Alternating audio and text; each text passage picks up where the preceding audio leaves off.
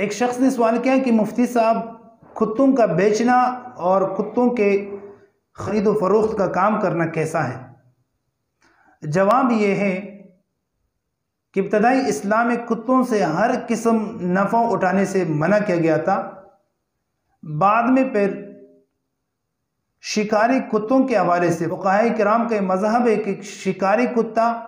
یا وہ کتا جو گھر کا محافظ ہو، گھر یا کھیتی کی حفاظت کرنے والا ہو، یا بکریوں مال مویشی کی حفاظت کے لیے ہو،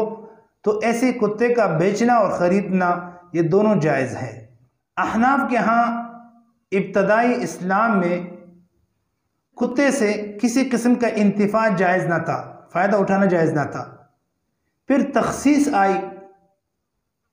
اور جب اس سے انتفاع فائدہ اٹھانا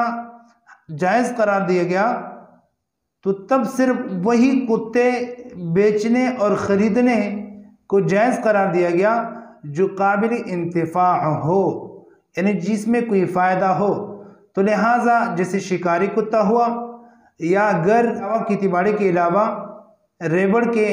حفاظت کے لیے جو کتا رکھا جاتا ہے، ایسے کتوں کی خرید و فروخت وہ جائز ہوگی، باقی مطلقاً کتوں کی فروخت وہ بالکل ناجائز اور حرام